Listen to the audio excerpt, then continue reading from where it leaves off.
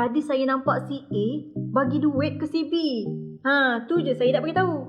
Sikap inilah sikap yang kita perlu elakkan. Kalau kita ternampak sesuatu jenayah, kita seharusnya maju ke depan, bukan amalkan sikap endah dan tidak endah sahaja.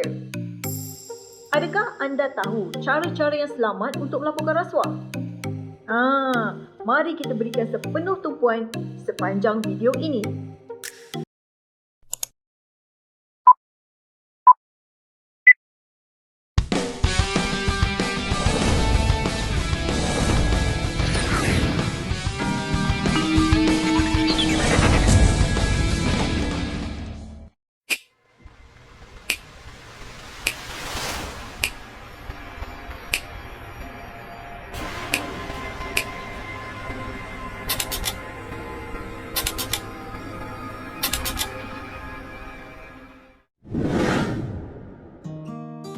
Assalamualaikum warahmatullahi taala wabarakatuh dan salam sejahtera kepada semua.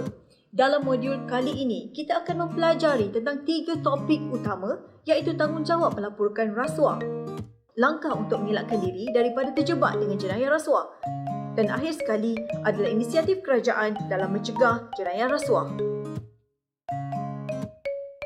Tahukah anda bahawa jika anda ditawarkan rasuah atau seseorang meminta rasuah dari anda wajib melaporkannya kepada pihak SPRM?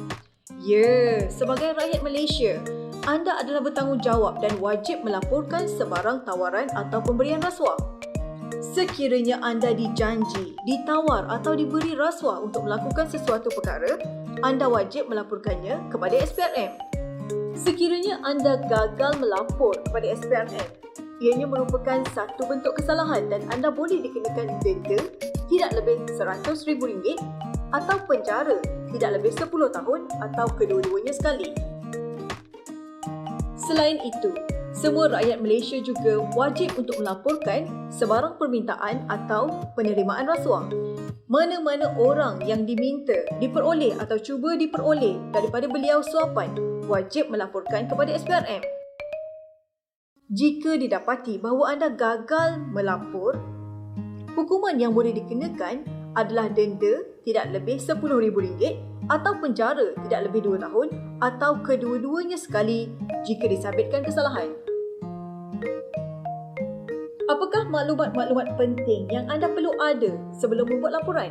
Antaranya adalah seperti tarikh, masa dan tempat kejadian, identiti pemberi, penerima dan orang tengah jika ada, apa yang berlaku dan siapa yang terlibat dalam kejadian, saksi-saksi yang mengetahui atau melihat kejadian dan dokumen-dokumen yang berkaitan yang boleh dijadikan bahan bukti terhadap jenayah tersebut. Bagaimanakah cara untuk anda membuat pelaporan? Anda boleh datang sendiri ke mana-mana pejabat SPRM.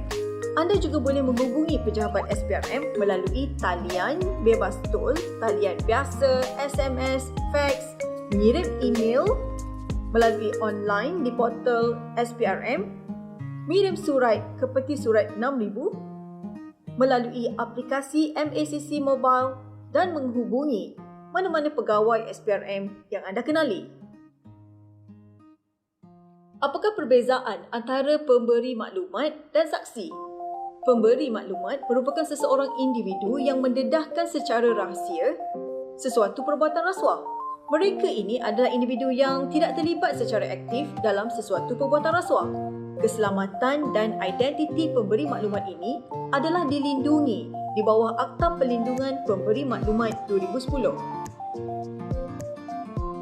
Manakala saksi pula adalah orang yang mempunyai pengetahuan langsung tentang jenayah rasuah itu melalui 3 bentuk iaitu penglihatan, pendengaran dan penglibatannya dalam sesuatu kelakuan jenayah. Individu inilah yang akan menjadi saksi perbicaraan di mahkamah. Pihak ini juga akan dilindungi di bawah Akta Perlindungan Saksi 2009. Antara bentuk perlindungan yang boleh diberi kepada saksi menurut Akta Perlindungan Saksi 2009 adalah termasuk menyediakan tempat tinggal untuk saksi tersebut, memohon mewujudkan identiti baru, memberi pembayaran sara hidup dan juga apa-apa tindakan lain yang bersesuaian.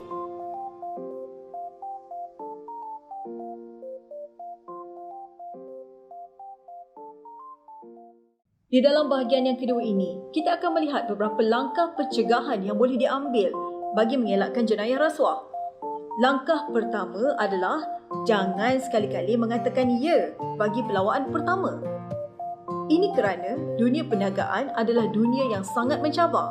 Ahli perniagaan yang terdiri dari kontraktor atau pembekal akan menggunakan apa sahaja cara untuk mendapatkan projek, termasuklah dengan memberikan rasuah kepada orang yang menguruskan tender. Perkara itu adalah pelaburan jangka panjang bagi mereka. Mungkin kali ini tidak dapat, tapi di hari lain, pancing mungkin akan mengena. Langkah kedua adalah untuk lebih berhati-hati dengan pujian yang diberikan oleh kontraktor atau pembekal. Pujian yang berlebihan boleh menyebabkan seseorang itu lupa diri dan akhirnya boleh membawa kepada pelanggaran peraturan. Barangkali pujian mereka tidak ikhlas dan hanya sekadar membeli jiwa anda supaya jiwa anda lembut dan mudah untuk dicucuk untuk tujuan mendapatkan projek.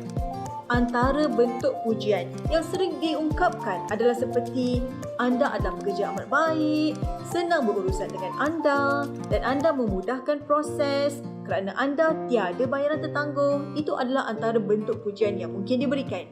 Langkah ketiga adalah jangan sesekali menampakkan perbuatan seolah-olah kita yang meminta-minta. Anda haruslah mengelakkan daripada menceritakan masalah peribadi atau keperluan anda kepada kontraktor atau pembekal. Hal ini kerana kontraktor atau pembekal mungkin melihat perkara itu sebagai hint untuk meminta sesuatu daripada mereka. Anda seharusnya tidak mencampurkan urusan rasmi dengan urusan bukan rasmi. Kekalkan hubungan rasmi sahaja dengan kontraktor atau pembekal setiap masa. Langkah keempat adalah jangan sekali-kali menerima sebarang bentuk keraian dari mereka yang mempunyai urusan rasmi dengan kita, walaupun sekadar belanja minum. Perbincangan mengenai urusan rasmi yang berkaitan dengan tender, projek dan sebagainya hendaklah dibuat di pejabat dan bukan di kedai makan. Antara bentuk keraian yang pastinya boleh menjejaskan integriti pegawai awam adalah seperti keraian di hotel mewah, bermain golf bersama-sama dan juga menanggung perbelanjaan percutian sama ada di dalam atau di luar negara. Langkah kelima, anda haruslah mengekalkan hubungan profesional dengan kontraktor atau pembekal dan tidak terlalu rapat dengan mereka. Contohnya, jangan berkongsi masalah keluarga dengan mereka ataupun berfoya-foya dengan kontraktor atau pembekal. Langkah keenam pula, sekiranya ada cubaan untuk merasuah anda haruslah menolak dengan tegas supaya mereka tahu prinsip anda untuk tidak bertoleransi terhadap rasuah. Sekiranya kontraktor atau pembekal berdegil dan masih cuba untuk tawarkan rasuah, laporkan kepada SPRM. Langkah yang terakhir, berkawanlah dengan orang yang jujur dan boleh menasihati serta membimbing anda. Ini kerana kawan-kawan yang tidak baik boleh menarik kita kepada perbuatan yang tidak baik. Manakala kawan-kawan yang baik akan saling menasihati secara ikhlas berhubung sesuatu perkara.